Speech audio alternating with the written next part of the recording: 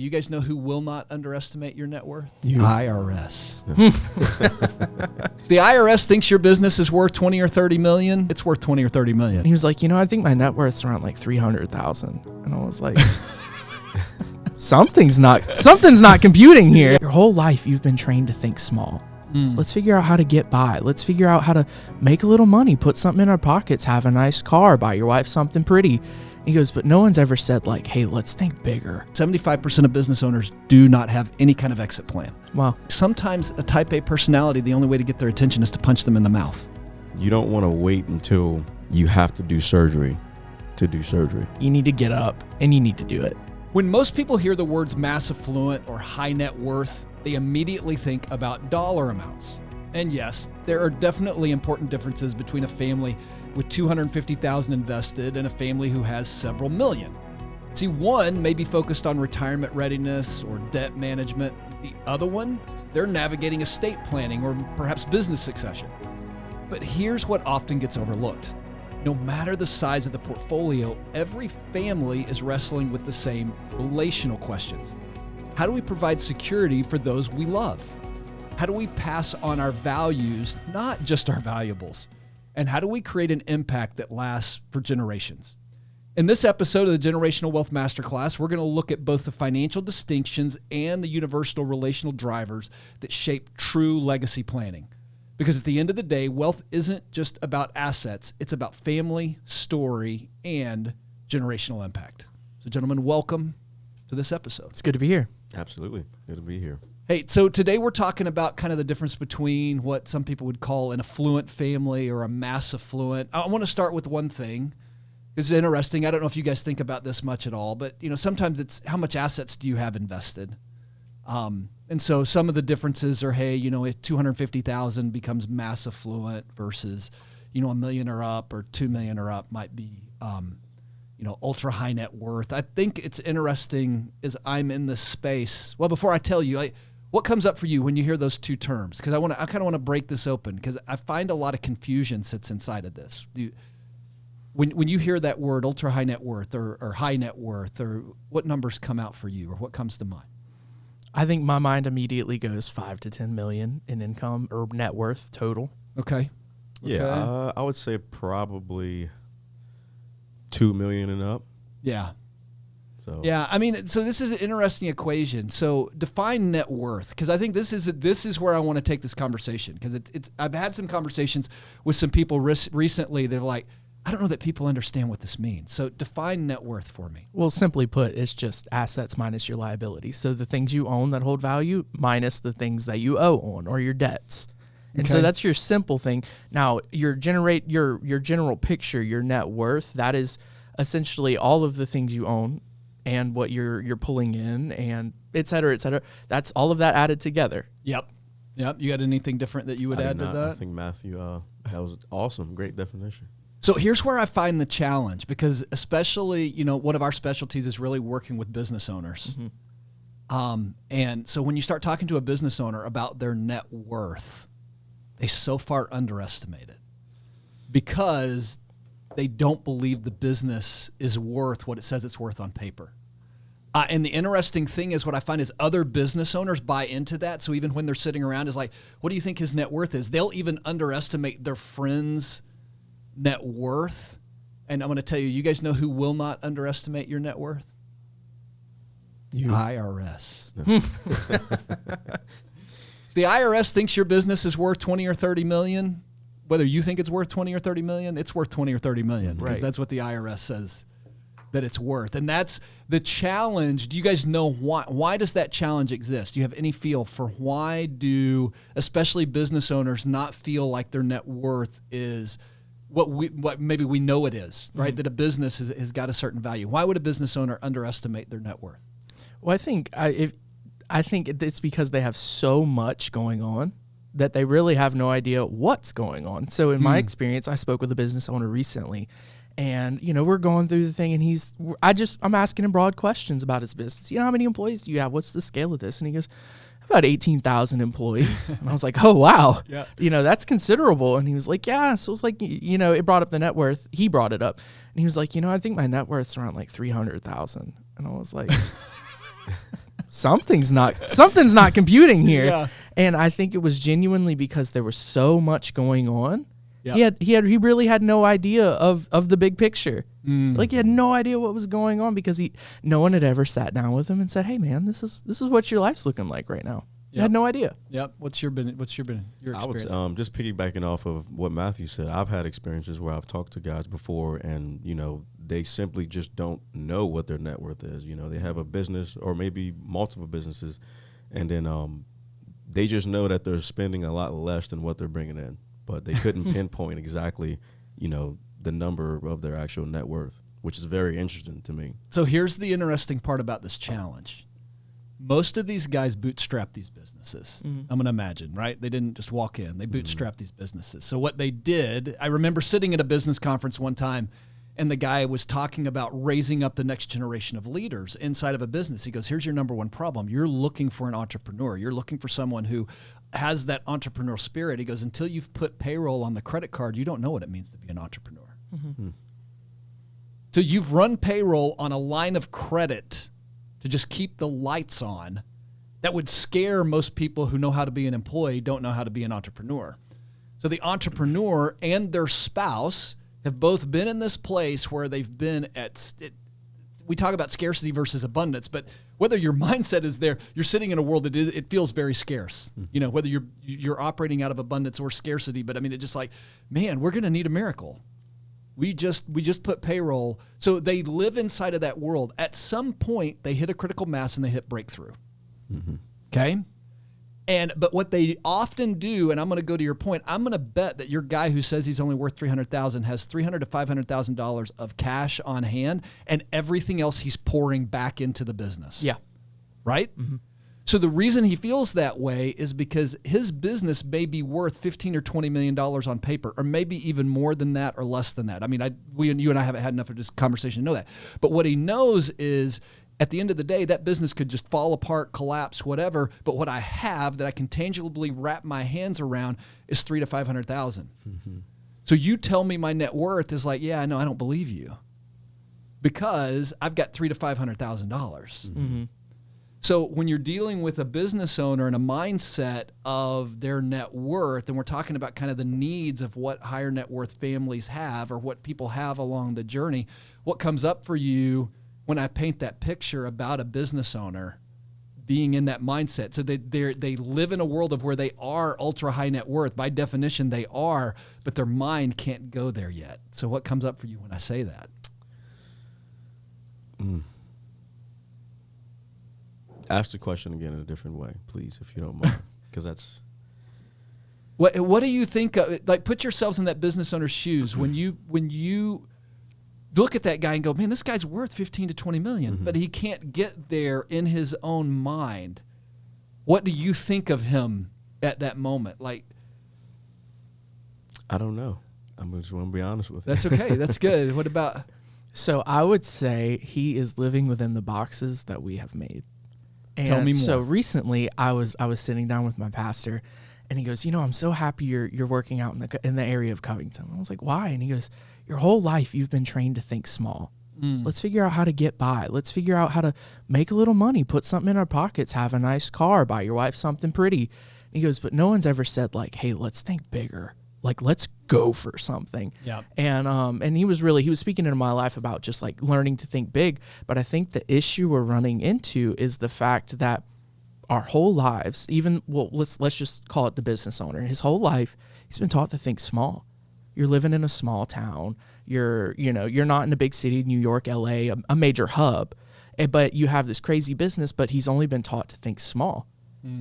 And if you're thinking big, the people that are thinking big are the entrepreneurs, right? Yep. And so when you're surrounded by people who are thinking big, your mindset begins to shift, right? And so when he starts thinking big, he's like, oh, I only have cash on hand. Like, this is what I own. This is what is liquid. This is, the things that his hand can hold on tight to, right? Sure. But then when he breaks out of that and starts learning to think big instead of just getting by, or what do I have if I lose everything? No, what can we go for?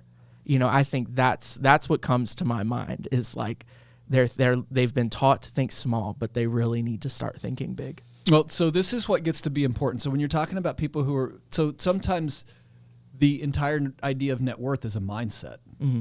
So you could be talking like what mindset is someone operating from when they're thinking about building their wealth? And so as we're kind of coming alongside and coaching families through this generational abundance and impact mindset, one of the things that we really have to help them see is, and this is, we talked about this in the beginning last time, right? It's the importance of having a plan, because until you get things down on paper, even if you've got your business owner here who's like, well, I'm only worth $300,000, it's like, well, what's that business worth? Because the IRS is going to put a value on it.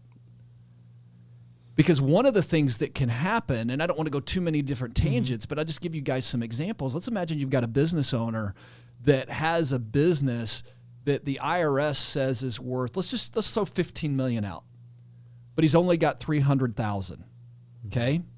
And he passes away, or it's early on and he's doing some planning. How much life insurance does this guy need to cover the value of what he's created? Right? If the employees or whatever are going to buy him out and all he has is $1 million life insurance policy, but the business is worth 14, if he's not in the mindset of having somebody walked alongside him to help see that value, do you see how that, what potentially goes wrong in that scenario?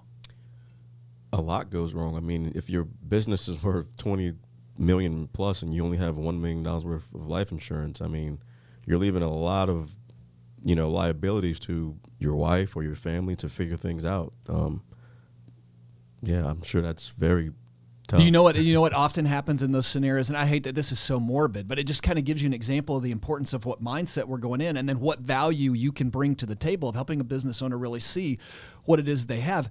A lot of times what it is, then the family has to come in and fire sell the business, right? So you got a $15 million business and somebody's like, well, I'll pay you $9. Mm-hmm. And the day before it was worth 15, or I'll pay you 7, 50%. That's not uncommon for businesses to get sold at a deep discount. But this is the importance of when we walk into a room of seeing a family and trying to, we'll talk about this a little bit in the next one, is trying to help them kind of uncover their past and their story, but helping them uncover, where are you right now and what really is going on? What's the truth of where you are right now?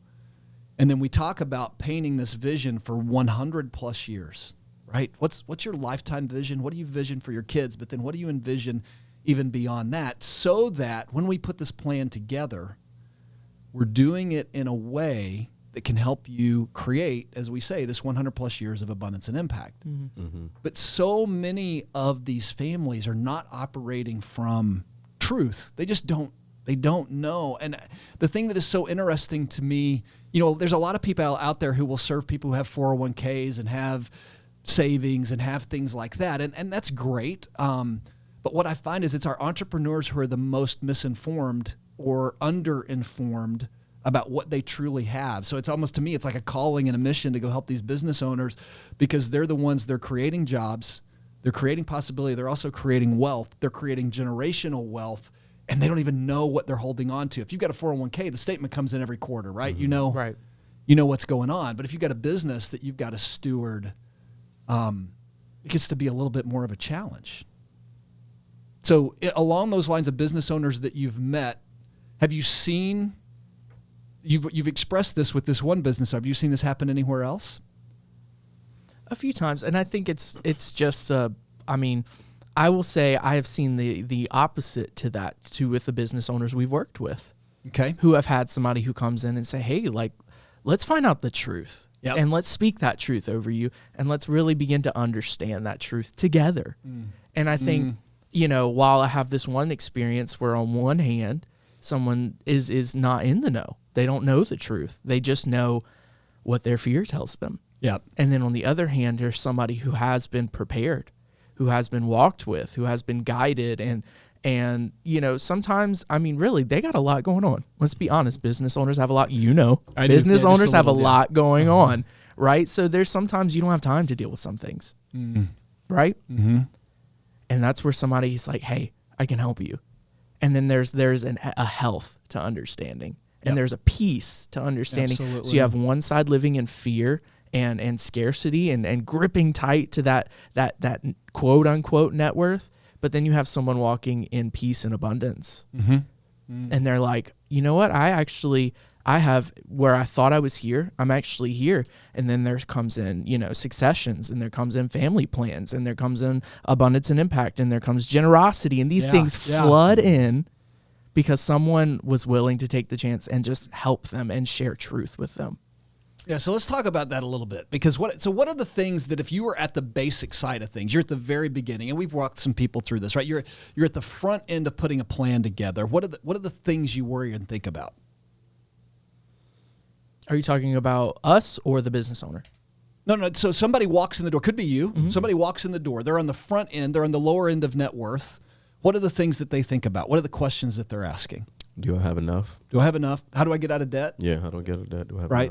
enough? They're worried about their kids and educations. Education planning, maybe some just basic tax planning. I mean, they're not getting anything super sophisticated. Need a will. What else? Life insurance. Yeah, basic life insurance, right? So there's all these little basics that sit inside of doing planning.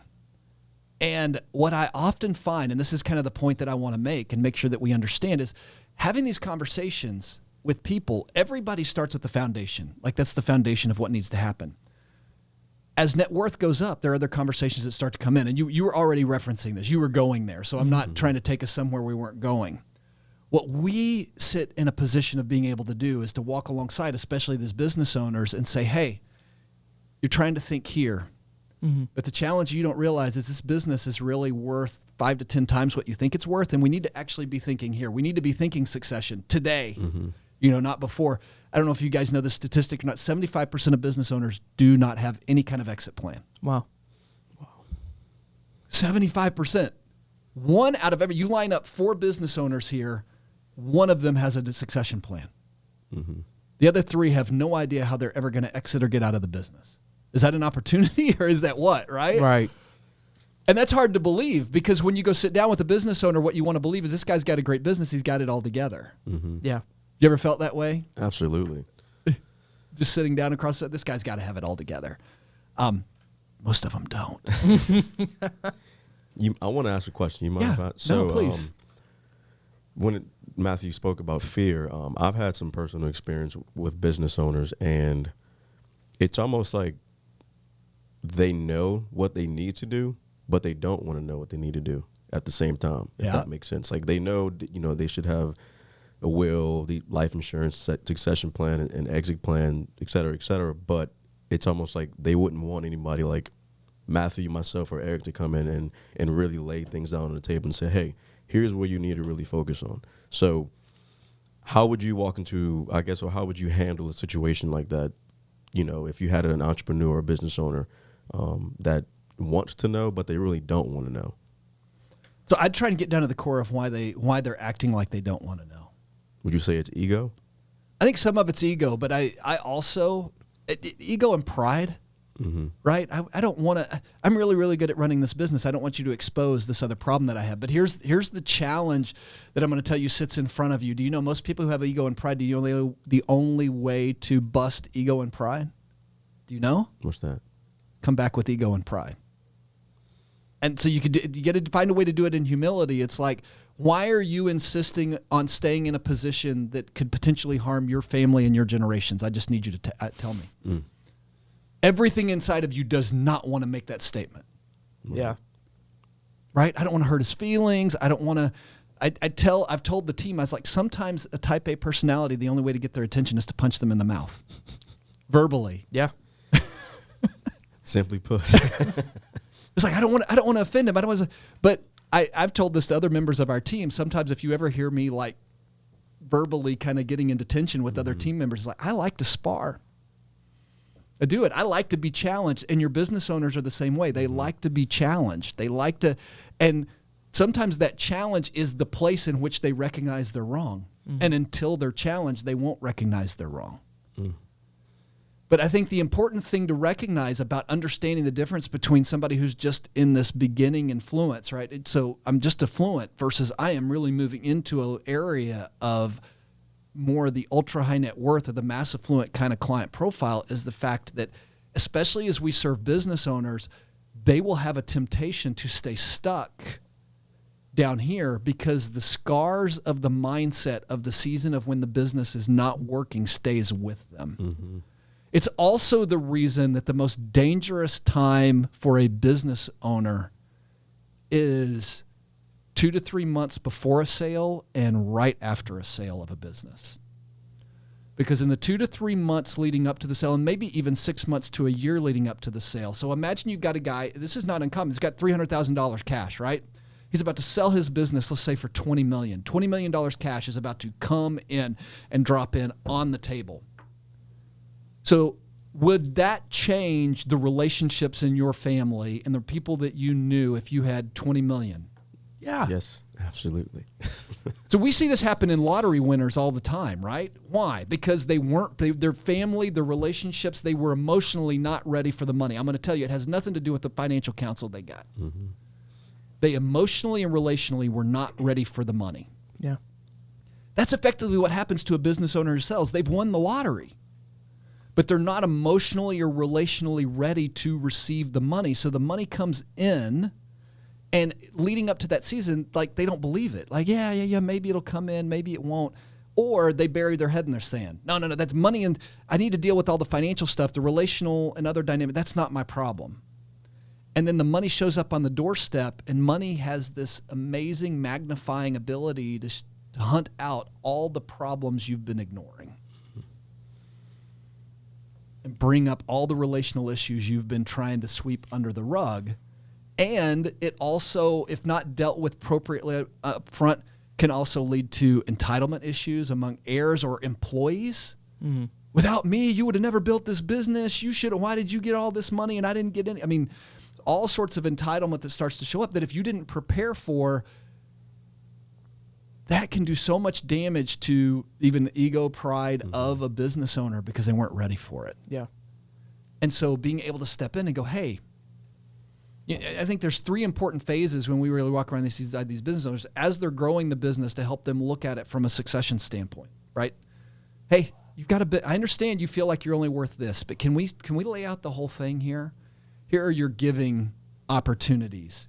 Here's where you really kind of need to protect the business from an insurance standpoint, because another thing we're not going to have time to get into today, but can you imagine having a business worth 20 or 30 million and you've got a business partner and then you pass away? Does your spouse want to be in business with that person? And so now we've got a whole other dynamic going on here, but it's, again, 75% of business owners do not have an exit plan. So this is happening more than you know, of where a business owner passes away and they don't have any plan for how they're buying out the other business partner or anything like that. So now a spouse that was never intended to be a business partner. So all these things are coming up, right? So while they're growing and expanding the business, and then when they get ready to exit the business, helping them, are we having the conversations today about core values inside of the family, about relationships, about things, so that when we get close to the business sale, we're not in triage trying to solve all of this right before we get to the moment and then go into the exit of the business. All of those, as we work alongside these business owners, is so important to help them have a bigger mindset than where they sit right now. Mm-hmm. So with business owners you've had conversations with, and we're just kind of having this conversation here, give me some takeaways or something that comes up for you just from our conversation. Well, I think my biggest takeaway is the fact that we need to sit down at the table, and as a community, not just us, us 3, we need to sit down as a table, as a community, and people need to understand there's people that are not prepared. You most likely are not prepared. That's right. Right? Yep. So let's sit down. Let's get prepared. There's no harm in doing it. I feel like it's one of those things, let's call it this way. My wife asks me to take out the trash sometimes. It's not a harmful thing. Sometimes I just really don't want to do it. Yep. Let's be honest, right? But it's something that needs to get done. Yeah. And it's I'm not comparing financial advice to trash. Not at all. What I'm saying is there's things that need to be done that sometimes we really just don't want to do. Mm-hmm. Right? Yep. And sometimes you need to put on your shoes, you need to get up, and you need to do it. And so my biggest takeaway, I would say, is the fact that we need to realize as people that it is okay to do the hard things. So I want you to share on that, but I want to take a different spin as you share on this. Okay. Which is, Sometimes we need to do hard things because if we don't, the consequences of waiting are greater. So as a sports coach and as a person who's been kind of into fitness, as you've stepped into this, what do you see from that standpoint? I mean, we've talked about some of the athletes we've had a chance to talk to, even business owners you've run into. How does it affect if they let the consequences fester? It can get really ugly. I mean, just piggybacking off of what Matthew said, you don't want to wait until you have to do surgery to do surgery. You know, you want to take care of everything before it gets to that point, because if you allow it to get to that point to where it's going to break, then it could be detrimental to your family, to the business, to your employees, you know, you name it. Specifically when it's coming to athletes, you don't want to wait until the day before the game to begin to prepare. Right. You know, I would assume you would want to, you know, prepare on Monday, 5-6 days in advance before you play your game. Actually, I'm going to say that differently. Why do y'all do spring ball? I mean, nobody's playing a game in spring. You have to prepare.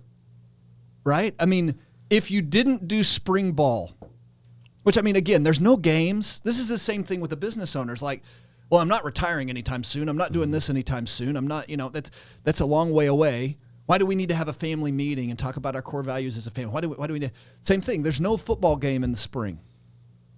So why are we having spring ball? My question to you is, how much harder would it be to get your team ready to play, prepared, health? I mean, y'all are even practicing through the summer, right? You're practicing, you're getting ready.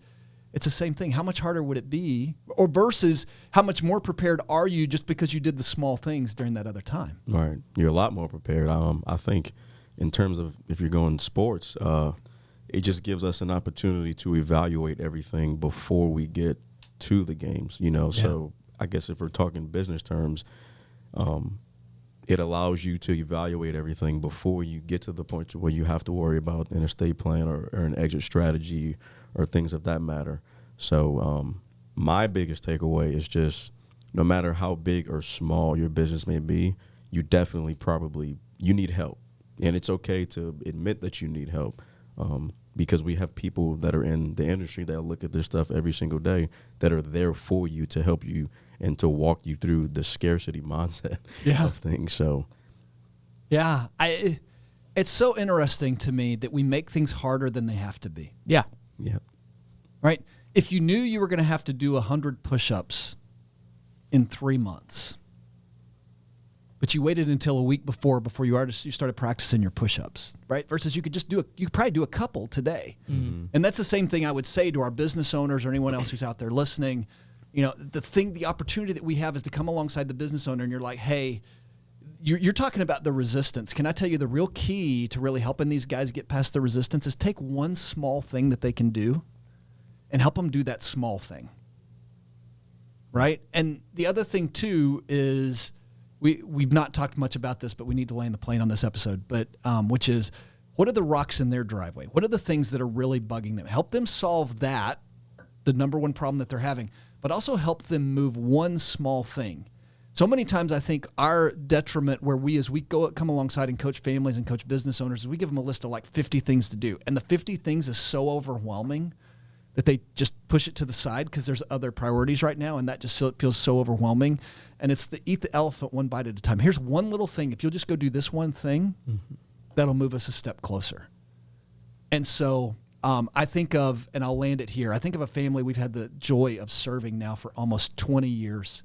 And they've been in a unique financial situation that trying to get them to do, they had a ton of stuff that they've needed to do over the years because their net worth has continued to grow. And so there's different strategies and everything. But every single time, the only reason I know we've been successful is I brought them, hey, this is the one next thing we need to do.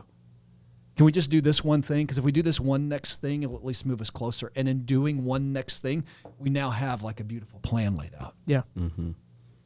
So no matter if you're dealing with someone who's just getting started, you're dealing with somebody who's on this journey to really creating wealth, how can we meet them where they are, have the right conversations to get them to do just the next thing?